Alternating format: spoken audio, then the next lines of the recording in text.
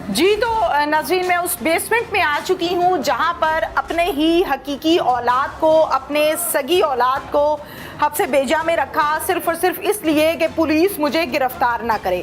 सबसे पहले मैं अपने कैमरामैन से ये रिक्वेस्ट करूंगी कि ये आपको ये जो बेसमेंट है इसकी सारी की सारी सूरत हाल दिखाएं कि ये किस किस्म की बेसमेंट है। और माहौल की जब हम बात करते हैं या हम सफाई सुथराई की बात करते हैं तो बहुत ही अजीब व गरीब किस्म का यहाँ का माहौल है, बड़ी स्मेल है यहाँ पे, और इसके साथ साथ बैटरियाँ जो हैं वो पड़ी हुई हैं। यही वो बेसमेंट है जहाँ पर अपने बच्चों को इन्होंने रखा। डीएसपी साहब से हमने रिक्वेस्ट की, वो हमारे साथ आए हैं और बाकायदा हमें मौका वारदात, वो जगह जहाँ पर 3 घंटे ये ड्रामा चलता रहा, फिल्मी सीन चलता रहा कि अगर मुझे पुलिस ने पकड़ा तो मैं इन बच्चों को गोली मार दूंगा।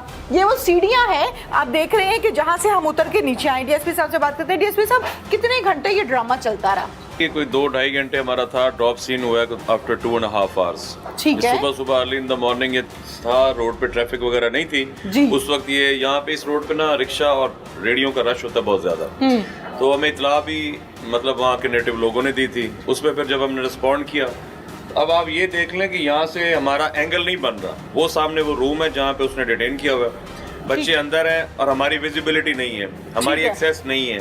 ठीक है, ठीक है, ठीक है, ये जिसका नजर नहीं आ रहा कि हमने करना क्या है। ठीक है, तो अब आप देख लें कि आप दीवार की पल्ली तरफ बिल्कुल आप ब्लाइंड है। ये सारी जगह ओपन है लेकिन बच्चे उसने उसने खुद अपने पास रखे हुए हैं। वो डोर था, उसका लॉक था। हम जा सकते हैं वहाँ? हाँ जी, आइए प्लीज। उस कमरे की तरफ हम जा रहे हैं जहाँ पर उसने अपने बच्चों को रखा हुआ था और ये कमरा भी बेसमेंट में ही है।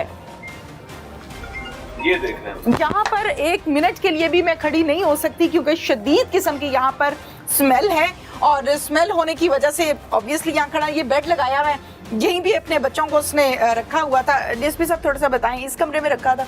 इसी में था। इसकी स्मेल अभी तो चले फिर भी है, तो ये आप देख लें। यहाँ से ये देखें, आपको 2-3 रोशनदान भी नजर आ रहे हैं। पहले हमारा प्लान था कि यहाँ से हम कहीं से एंट्री या कुछ हम कुछ शेल करके शेलिंग करें या कुछ इस किस्म, लेकिन जब हमें बच्चों का पता चला जी तो बच्चों की वजह से फिर हम इस किस्म का कोई एग्रेसिव पॉलिसिंग कर नहीं सकते। यहाँ से कैसे बाहर निकाला? अब आप यही देख लें, अल्लाह ताला का करम था कि हमने पहले एक बंदा भेजा है पश्तो स्पीकिंग, जो पश्तो बोल सकता था, समझ सकता था। उसके बाद हमने एक और अपना कांस्टेबल भेजा बगैर यूनिफॉर्म के। हम बाहर चलते में तबीयत क्या खराब हो रही है। वहाँ से देखे हम वहाँ लोग थे, वहाँ से हमने वेपन वगैरह सब कुछ किया हुआ है। यहाँ पे जब हम आते हैं तो वो पश्तो में कहता है पहले मुझे नाश्ता करवाओ और वर्दी वाला कोई आगे नहीं आएगा। ठीक है, तो इस तरह के जब वो डायलॉग कर रहे हैं तो इस तरह के आपको सीन मूवीज में ही मिलते हैं। बिल्कुल ऐसे ही है। बिल्कुल मैं उधर 1 मिनट के लिए खड़ी नहीं हो पाई और आप लोगों ने प्रॉपर 2.5-3 घंटे में ये ऑपरेशन किया भी है। यहाँ पे देखें, इनका कचरा वगैरह भी पड़ा हुआ है यहाँ पे। फिर आप डीएसपी साहब, जानना ये चाहती हूँ, बड़ा जबरदस्त कारनामा किया है माशाल्लाह, ठीक ठाक अच्छी बेहतरीन हालत में बच्चे बाहर निकाल लिए हैं। एक नॉनसेंस आदमी के उसको अरेस्ट किया ना, बगैर फायर किया है और कोई आप जाहिरा ना शेल यूज कर सकते हैं, ना आप फायरिंग कर सकते हैं, ना आप अंदर कोई शेलिंग कर सकते हैं। क्यों? मासूम जाने हैं, मासूम जाने भी आपने रेस्क्यू कैसे निकाला है आपने? बस ये अल्लाह ताला का करम है, इसमें हमारा कोई कमाल नहीं। बच्चे पहले पकड़ लिए थे? नहीं, हमने उसको फिर पश्तो में जब उसको बातों में एंगेज किया तो आपको मैंने बताया ना कि वो बहुत ज्यादा ओवर कॉन्शियस था, जिस तरह होता है सुपर कॉन्शियस। तो उसको बातों बातों में हमने उलझा के उसके बाद उस पर जिस तरह झपट के उसको लपका था। बिल्कुल ठीक, थैंक यू। लेकिन वो जवानों ने लपका था, उसमें मैं साथ तो जरूर, लेकिन हमारा क्रेडिट जो है एक सिविलियन का है और 2-3 जवानों का। ठीक है, थैंक यू वेरी मच। मुल्जिम शाहिद खान हमारे साथ इस टाइम मौजूद है, मुल्जिम से बात करते हैं। कितनी उम्र है शाहिद? तकरीबन 37 साल।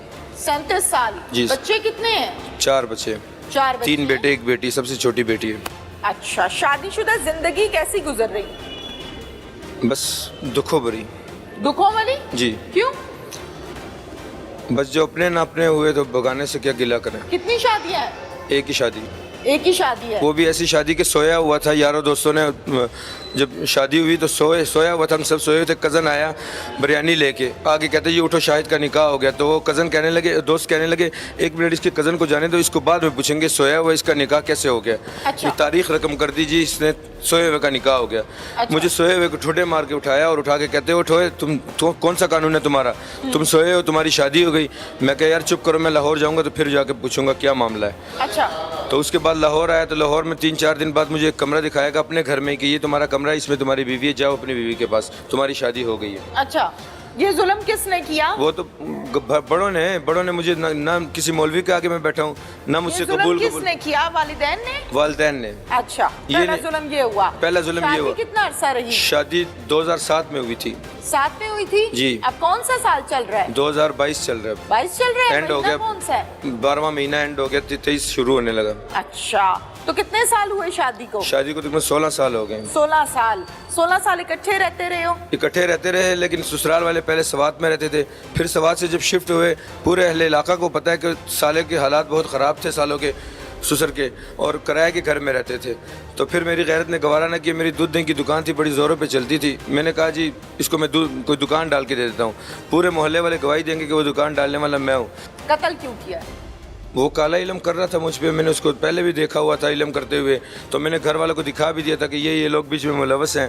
उसमें बीच में मुलवस जो है सबसे मेरी साली है जो मेरी बीवी से छोटी है, वो काफ़ी अर्सा घर में बैठी रही। उसकी शादी ना होने की वजह से इन्होंने शादी उस घर में कर दी। बाकी 2 छोटी साली की शादी हो चुकी थी, तो वो काला इलम वो औरत करवा रही है सब कुछ। औरत भी बीच में आती है। कौन सी औरत? वो मेरी साली की जो सास है, बेवा है। अच्छा। उनकी भी गुर्बत का आलम ये था कि पहले वो बहुत गरीब तो थे। पुलिस को बता देते। पुलिस को 15 से आगे तो कुछ नहीं मिला मुझे। 15 पे मेरी 40 से 45 कॉलें हैं। आप रिकॉर्ड निकाल ले मेरे मोबाइल का नंबर पर।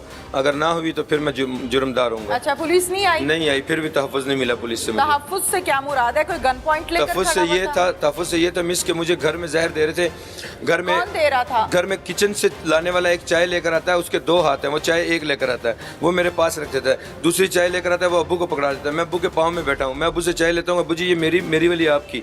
मैं पीता हूँ, अब्बू मेरी वाली चाय हाथ में पकड़ते हैं, इशारा हो जाता है कि नहीं पीनी, वापस रख देते हैं। अब्बू कहते हैं मैं पेशाब करके आया। आपने इशारा देख लिया था? मैंने इशारा देखा तो कप इसलिए नीचे रखा था ना अब्बू ने। अच्छा। तो अब्बू ने कप नीचे रख दिया, तो वापस चले गए। मैं पेशाब करके आया। मैं कहा ठीक है। आधे घंटे बाद मैं जाता हूँ, अब्बू बैठक में लेटे होते हैं। अब्बू चाय नहीं पीनी, कहते बेटा मैं फिर पी लूंगा। मैंने समझ लिया, मैंने कहा सर को खतरा है, घर का आना छोड़ दो। मैंने घर में आना छोड़ दिया। मैं अपने दफ्तर में रहने लगा। मेरे बेटे कहाँ थे? बेटे घर में थे, लेकिन वो मेरे साथ खुश थे। उन्होंने कहा हमने पापा के साथ रहना। कौन से दफ्तर में? 3 बेटे सिंहपुरा में, जहाँ पे लाइट और बैटरी का मैंने काम शुरू किया। तहखाने में? तहखाने में, हाँ जी। तहखाने के हालात इस किस्म के हैं कि वहाँ तो 1 मिनट भी खड़ा नहीं हुआ जी मिस, हालात किस वजह से हैं कि 4 दिन पहले जब मुझे पता चलता है ना कि तुम्हारे सर को खतरा है, तुम्हारे सर को इस तरह खतरा है कि हड्डी और पसली एक करने का हुक्म मिला है इस रेट कहाँ में। से? घर वालों की तरफ से इतला। जो मुझे बताने वाला आके बताता कौन है बताने वाला? बताने वाला भी मेरा अपना ही है। अच्छा, वो आपको बताता है कि हड्डी पसली अलग कर दो? जी, हड्डी पसली इसकी एक कर दो और अच्छा। सारी जिंदगी के लिए जेल में फेंक दो। क्यों कि मैंने ये इशू उठा दिया कि सबसे पहले मेरा निकाहनामा दिखाओ। अच्छा, मुझे वो मौलवी ना लाओ। तो भाई ये आपको 17 साल बाद याद आया है 4 बच्चे पैदा करके बस कि मैं मेरा निकाह हुआ है कि मिस नहीं? वो ये याद आपको क्यों 4 बच्चों वो के याद एक क्यों? मिनट। जी जी कितने साल जिंदगी गुजारी बीवी जी के साथ? जी जी कितने साल? 16 साल। अब याद आया? अब इसलिए याद आया कि बीवी ने एक दिन कह दिया कि सुना है घर में आवाज़ा सा उठा है कि ये कारोबार बैटरी का शराके का है। तो मैंने सब भाइयों को इकट्ठा कर लिया। तो भाई कहने लगे हाथ जोड़ के हमने तो कोई बात नहीं की यार, तुम्हारा है तुम ही रख लो। और 5-6 माह बाद बीवी के मुंह से निकला है, मेरा भाई कहता है 10 लाख रुपए ले लो, ये कारोबार मुझे दो, लाइट और बैटरी का जो कमाएंगे आधा था, तुम आराम से बैठो घर में सुकून करो। फिर जाके होश आया कि पगले उठ जरा होश कर। ये क्या नशा कौन सा करते हो? नशा कोई भी नहीं था करता। पहले अफीम आइस पाउडर सब कुछ करता था। ये ब्लेड के निशान मारे हुए हैं। जब से बेटी अल्लाह ने दी रहमत घर में भेजी, उस वक्त से सब कुछ नशा छोड़ दिया था। रेडी पे आ रहती है? बेटी छोटी है, अभी माँ के पास है। बच्चों को अपने पास तय खाने में क्यों रखा हुआ था? मैंने जबरदस्ती नहीं रखा, मेरे बच्चों से बयान ले लिए जाए। अच्छा, वो अपनी खुशी से रहे थे। वो कह रहे थे पापा हम आपके साथ खुश हैं। बचने के लिए आपने लिया नहीं बच्चों का सहारा? नहीं मिस। और उनको गन पॉइंट पर अपने साथ 2.5 से 3 घंटे आपने रखा? नहीं मिस। ये हकीकत है? नहीं मिस। नहीं है? हकीकत इसलिए नहीं है कि मेरे पास गन नहीं थी। गन मैं किसी और जगह से बरामद करवाऊंगा, वो पुलिस वाले लेकर आए हैं, सबूत अच्छा, देंगे। तो मेरे पास माथे पर फायर क्यों मारा? वो कहाँ से आई थी पिस्तौल? वो हाँ उस वक्त पिस्तौल थी मेरे पास। अच्छा। वो पिस्तौल जब बच्ची को लेने गया था ना मेरा बेटा, हाँ। तो उन्होंने दे दी थी कि हमसे गिराया नहीं जाता, तुम पीछे से मारना, इसको गिरा देना। हम किसको? खुद ही मुझको बड़े किसने बेटे दे दी थी? मेरे ससुराल वालों ने। आपके ससुराल वालों ने पिस्टल आपको दी थी? बच्चे को जब बेटी को ला रहा था वहाँ से, अच्छा, बच्ची को दे दी थी? 4 साल बच्ची की के सामने को? दी थी। बेटे को दी थी बच्ची के सामने।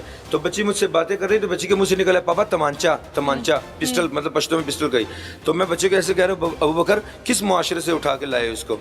तो वो कहने लगा पापा दिया है, कहा है कि पीछे से फैर मारना इसको, हम गिरा नहीं सकते। पापा को पापा तुम्हारा मेंटल है, तुम्हें पता नहीं फिर है। आपने पकड़ के किसी और को मार दिया? नहीं, फिर मैंने सारे सबूत पीछे से निकाले रिगार्डिंग जो सेफ मैंने हुई थी। पूछा पिस्टल से गोली किसको मारी? पिस्टल में फिर मैंने क्या किया, हाँ ससुराल के घर फायर किए 2 जाके, और 3 फायर अपने घर में किए। क्यों? और फिर मोहल्ले वालों को कहा कि खुदा के लिए यार आप लोग 15 पे कॉल कर दो ताकि पुलिस आ जाए मुझे पकड़ने के लिए और मेरा मुतालबा हल कर दे। आपने जिस शख्स को गोली मारी है उसका क्या नाम है? नाम का नहीं पता उसका। ये भी नहीं पता। झगड़ा क्या था? झगड़ा उसे कि वो काला इलम कर रहा था। 28 तारीख को मैं कहाँ गोली मारी? सर में मारी, डिपो ये को आपका मेरे लगा। इख्तियार है, अगर कोई काला इलम कर रहा है तो उसके माथे पे गोली मार दो, ये आपका इख्तियार है? नहीं, ये किसका इख्तियार है? कौन ऐसे जो इलीगल एक्टिविटीज हैं उनको पकड़ने के लिए फोर्स बनाई गई है ना? तो फोर्स मिस आए ना जब मेरी पुलिस है ना 15 पे मेरी 40 कॉलें हरकत को रोकने के लिए। मिस अच्छा 40 कॉलें हैं मेरी 15 पे, 40 कॉलें तकरीबन 40 कॉलें होंगी। नहीं आई? फिर नहीं इसके आई। बाद और किसको तलब किया आपने? मैंने उसके बाद फिर 115 पे ईडी वाले को किया, उन्होंने 17-12 का नंबर दिया, उन्होंने फिर मुझे रेंजर का एक नंबर दिया, फिर उन्होंने एक और अच्छा ईडी वालों ने रेंजर्स का नंबर दे ईडी दिया? वालों ने मुझे पीटीसीएल का नंबर दिया। अच्छा किसके पीटीसीएल का? पीटीसीएल 17-12 का। अच्छा उस पे फिर मैंने रब्ता किया, फिर उन्होंने मुझे दिया एक साहब का नंबर, वो था 7700 ऐसे एंड में 37 और 38 था अच्छा एंड पे नंबर। वो किनका था? वो मुझे उन्होंने बताया कि जी ये है रेंजर का। रेंजर का नंबर आपको मिल गया? हाँ जी। तलब की फिर उनको फोन किया, उन्होंने भी फोन पे 2-4 बातें सुन के फोन काट दिया आगे से। अच्छा। वो रिकॉर्डिंग मौजूद होगी, वो रिकॉर्ड सब कुछ मेरे फोन का मौजूद जहनी होगा। तवाज़ुन आपका ठीक है? अल्हम्दुलिल्लाह सुम्मा अल्हम्दुलिल्लाह। कोई नफ्सियात का मसला तो नहीं है? कुछ मसला नहीं मुझे है, ऐसा लग रहा है कि कोई आपके साथ जहनी मसला है। कोई मसला नहीं है। लोग भाई कोई बच्चों का क्या कसूर है? खुद तुम नशे करते हो, अफीम के, आइस के, मासूमों का क्या कसूर है? मिस करता था, करता नहीं। मासूमों का कोई कसूर मिस नहीं है। करता था। उनको क्यों अपने साथ मुसीबत में डाला मिस हुआ है? मासूम अपनी खुशी से रह रहे थे ये कहते हुए कि हम माँ बाप के साथ फिर रहेंगे। पुलिस ने तहखाने से बाहर कैसे निकाला? फिर पुलिस ने तहखाने से कैसे बाहर निकाला? जब बंदे को मारा तो फिर मैं तहखाने में था, भाग भी सकता था, पैसे भी थे, सब कुछ था मेरे साथ पास। कितने पैसे थे? पैसे तकरीबन पड़े होंगे, हज़ारों रुपए के हिसाब में पड़े होंगे, अब भी उसी तहखाने में पड़े हुए हैं। अच्छा तो मैंने उठाए नहीं, लेकिन मैं भागा नहीं। मैंने कहा नहीं अब शायद हो सकता है पुलिस आ जाए, तो वही वापस पुलिस आ गई। पुलिस आई फिर फिर 3 घंटे आपने पुलिस को अच्छे तरीके से नाको चने चबवाए। जी। आपने कहा जी मुझे भूख लगी है, नान चने मंगा नहीं, लें। ये नहीं कहा। फिर नान चने नीचे आए, डीएसपी साहब आपके लिए नाश्ते भिजवा रहे हैं। मैंने ये कहा फिर था। आपको एक और पठान भेजा, वो आपको अपने साथ गपशप कर रहा है। इस तरीके से आप काबू आए पुलिस के। ये फिल्मी सीन चला है? जी, और मेरे बच्चे उस वक्त कितना रो रहे थे ये भी आपने मैं देखा आपसे होगा। पूछ रही नहीं, मैंने नहीं देखा, मैं मौके पे हाँ, मौजूद ये नहीं फिल्मी थी। सीन चला था, लेकिन मैंने क्यों चलाया था? अगर क्योंकि आप आना फिल्मी सीन चलाने के आप हकदार नहीं है कि आपने फिल्मी सीन क्यों चलाया था। हर बात की आप आगे से मुझे एक ठीक नई है। कहानी सुनाते ठीक है हैं। मिस, ठीक। आप सीधा सीधा आके उनको अपनी गिरफ्त दे देते, ठीक है। अरेस्ट हो जाते, गिरफ्तारी दे देते। ठीक है बस। ठीक है क्या? आप तो कह रहे हैं कि मैं तो खुद पुलिस के पास आना चाहता था, 15 पर कॉल कर रहा था, 40 से 42, फिर 3 घंटे बच्चों को क्यों रखा भाई? मिस इसलिए रखा कि 15 पे ये पुलिस नहीं आई, अब पुलिस आ गई है। मेरे सामने किसी बड़े होते को रेंजर को बुलाया जाता कि मैं अपने आप को अरेस्ट करवा दूं। अच्छा बस। रेंजर आके आपको अरेस्ट करे? हाँ, वो क्यों? कोई इंडिया का किला फतह कर रहे हो भाई? मिस तो फिर 15 कोई दहशतगर्द पकड़ लिया तुमने इंडिया का? 15 से आगे तो कोई नहीं जो है। रेंजर आके आपको पकड़ाए? 15 ही तहफ़्फ़ुज़ देती बड़े है। मुतालिबात करते हो भाई। गोली कहाँ मारी थी अपने आप को? गोली नहीं मारी अपने आप क्या को। मारा था टांग पे? वो उसी से लग के मुझे लगी है, किससे लग के? उस आदमी से मरने वाले उस के। आदमी के माथे पे गोली लगी थी? उसके एक यहाँ पे भी लगी थी जो स्लिप होके मुझे लगी है। अच्छा, जिसके बाद यहाँ मेरे से बने स्लिप होकर तुम्हें लगी, वो लोहे का बना हुआ था, गोली बैक हो गई। सर की गोली टांग पे बैक कैसे हो गई? सर पे क्यों नहीं हुई? इसकी भी रिकॉर्डिंग मौजूद है। मैंने जो आपसे सवाल किया मुझे उसका जवाब दे दो। जी मिस। सर पे गोली लगी, जी। बैक कहाँ होनी चाहिए? मिस वो गोली उसको लग के उसके ऐसे ऐसे बीच में से निकल के आई है और अच्छा उसका बीच खून में से निकलना पूरे शुरू। खून उसका तो सबका निकलता है ना भाईजान? जी, जी। खून सबका निकलता है जब गोली लगती, पानी किसी का नहीं निकलता। जी। सबका खून निकलता है। जी। सर में गोली लगी? जी, लगी। फिर बैक हो गई? इस किनारे पे लगी ऐसे। अच्छा इस किनारे से लग के किधर गई? मेरे यहाँ पे लगी। अच्छा इस किनारे से लग के पूरे जिस्म से निकल के नीचे से निकल आई? हाँ। नहीं, इस किनारे से लग के यहाँ से बाहर निकल के अच्छा लगी वैसे। कहाँ से? उसके यहीं से लगी और मेरे सीधा आके लग गई। मुझे पता लग टांग गया पे कि लग गोली मुझे लगी। गोली जहाँ लगती है वहाँ सुराख होता है? जी। जी नहीं होता? जी होता है। वैसे तो तुम बहुत ज्यादा फिलोसफर हो। जी। सुराख होता है? जी होता है। मेडिकल तुम्हारा क्या बता रहा है पता है तुम्हें? जी। क्या क्या बता रहे हैं मुझे? आप बताएं। मुझे मेरे सामने आया तो मैं बताऊं। आपका कल मेडिकल होता रहे हॉस्पिटल में? जी, होता रहे। क्या कहा डॉक्टर ने? इन्हीं को बताया होगा, मुझे तो सिर्फ उन्होंने मेडिकल के लिए बुलाया, मेडिकल करके तो फिर मुझे तो उन्होंने तो कहा तुम ये कहते रहे हो कि जी मैंने अपनी टांग पे गोली मार दी है, गोली का नामो निशान ही कोई नहीं है। मैंने खुद नहीं पेचकस के जरिए से तुमने मारा है, अपनी टांग को हिच किया है। नहीं मैंने नहीं मारा पेचकस हाँ? पेचकस के गिरे क्यों मैंने मारा था? थ्रेट कर रहे थे पुलिस को। उसी की गोली मुझे लगी है। मुलजिम की सारी कहानी उसकी जबानी आपने जानी, आपने सुनी।